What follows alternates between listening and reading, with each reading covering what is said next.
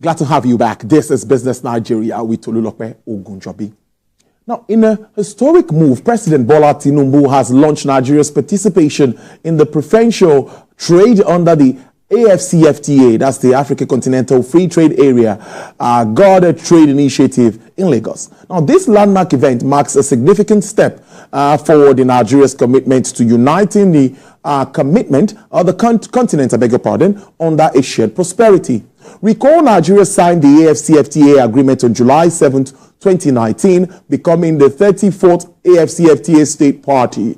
According to experts, Nigeria's preparedness for trading under the AFCFTA's preferential trade regime would immensely contribute to repositioning the continental market as a global trade market.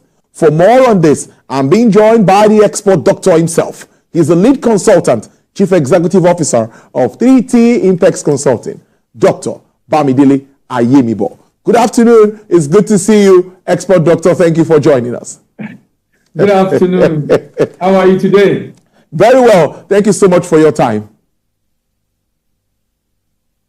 Okay, let's get into this. And first, I think, make us understand what we mean by preferential trade under the AFCFTA GTI. All we know is that there is AFCFTA and Nigeria needs to trade in that market. What does this really mean?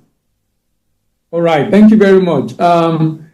The reason why preferential trade is basically because not everybody will be able to, not everybody will be eligible for it. Some companies and some countries will be preferred over the other. In this case, African countries that have signed and ratified, and then companies that are able to meet the expectation of the preferential arrangement. In this case, you are looking at the rule of origin. There are rules guiding this kind of trade transaction. The rule of origin, basically defining the product that will qualify for duty-free under the African Continental Free Trade Agreement. Okay, that is what it is, right? Yes. President Tinubu has inaugurated that today. So what does this mean for Nigeria? Because we've been talking about participation, taking advantage of the AFCFTA. Does this mean that we are now ready to grab the opportunities in this very important market? Now, this is a guided trade initiative, GTI. Being guided trade means we are trying the protocol vis-a-vis Nigerian law, vis-a-vis other countries. We are shipping to, I think, Uganda, Egypt, Cameroon. Now, we're shipping to this country to be able to also test the regulation against their law. It's guided, it's being monitored to see it through by the AFCFTA Secretariat from beginning to the end. Now, I would say we are partially ready because at the end of this shipment, a number of issues will be thrown up and this issue will be addressed so that when more and more people come on board, then we can begin to have a smoother trade transaction. But if you define the readiness in terms of Nigerian business being ready, I'm not sure a lot of Nigerian business are ready. That also explains the reason why majority of if you look at the pictures I've seen from the businesses or the companies that are going to be doing shipment to Cameroon, to Uganda, to Kenya, to Egypt, they are the big organizations in Nigeria, the SME are not there. That's why I said we might not be fully ready. But the good news is that we've started trading, which I think is commendable. Which is commendable. We had some shortcomings. We had some, let me say, identified challenges and shortfalls in implementing the AFCFTA in the first instance. And one of it is what the manufacturers talked about, Nigeria not becoming a dumping ground because of our population. Export doctor, I see you nodding as I'm saying this. But you know that is true because we have that population. How well do you think our manufacturers are ready to manage this as we move on? No, Nigeria becoming a dumping ground will be either private sector is not doing their own monitoring job and the government not doing its bit. This is an agreement. The agreement is not left open. The agreement have different safeguards to protect every business that want to come on board and country that want to come on board. Number one, we have the tariff concession schedule that says that 90% of product will be liberalized, fully liberalized. whereas about 7% will be liberalized over time, and 3% will not be liberalized. There will still be tariff on them. Now, we also have the rule of origin, meaning you can't just ship to any country. If you are shipping to a country, you have to have met some criteria. So a Chinese cannot ship into Nigeria claiming that it's shipping under AFCFTA. It must have met some criteria, meaning it must have set up somewhere in Africa to be able to achieve that, creating jobs in that part of Africa. It's also possible for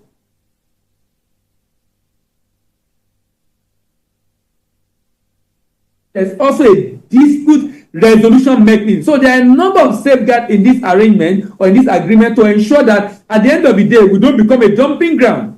As to the readiness of manufacturer, a lot of manufacturers will have to do a number of things about the way they are sourcing their product, because if you are sourcing your raw material 100% from outside of Africa, you will not be able to trade under AFCFTA in Africa, because the objective is to integrate trade in Africa, to have intracontinental value chain, meaning you have to be sourcing your raw materials from Africa, or at least do some level of presence in Africa for you to be able to trade duty-free on the African continent. Let's take this a step further. What would be the role of the private sector in driving this? Because we see that when Mr. Olusegun Awolowo came up with his write-up ahead of this event, he talked about the role of the private sector. The private sector must be ready.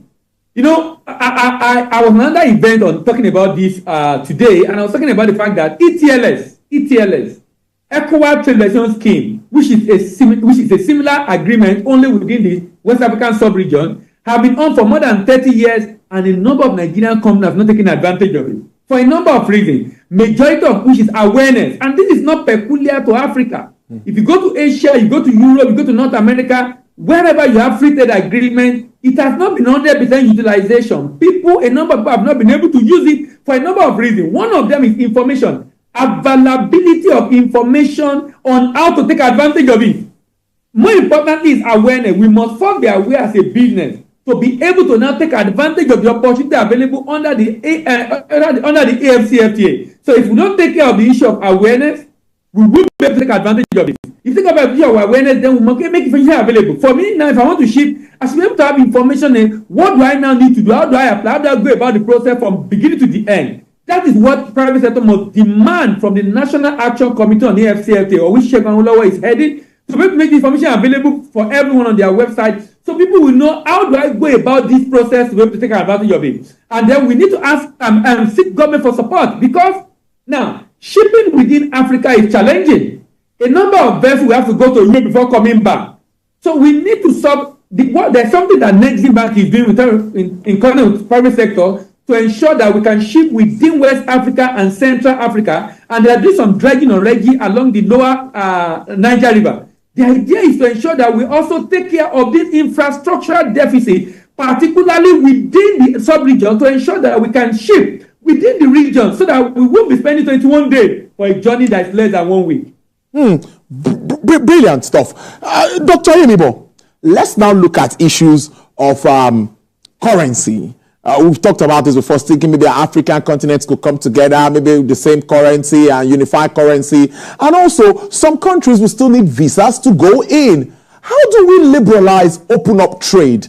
What sort of conversation are you expecting now that would help facilitate trade more at this time?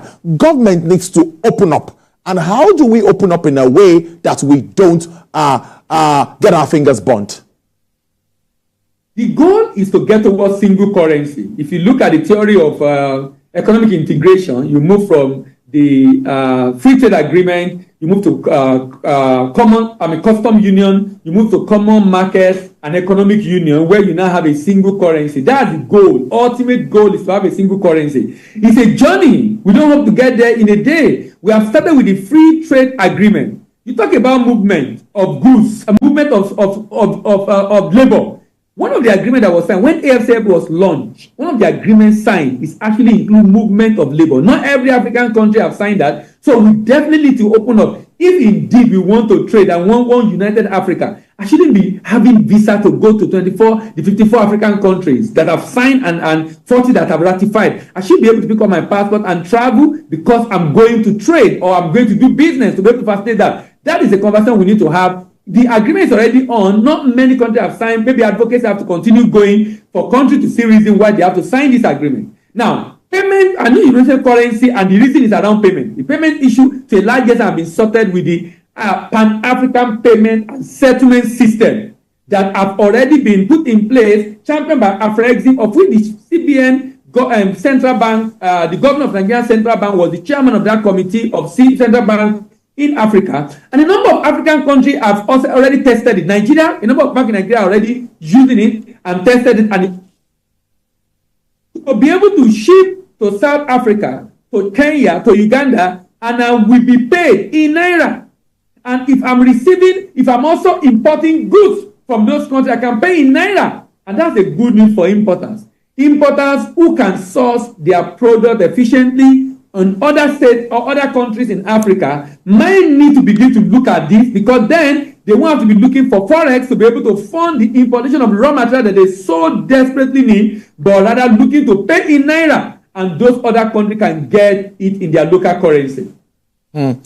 Emiwo, it brings me back again to the time where Nigerians exported some beans and they were rejected. I think some yam too. Yes, no, really. And you know, these things, we need to bring them to the fore and know how we could do things right, and we don't have such experience anymore. And you know, every time I have you on the show, I always like to talk around standards, because it's very important. I want to see a situation whereby Nigerian goods stand on the same shelf with any good produced in America or anywhere, even across not even just within the continent.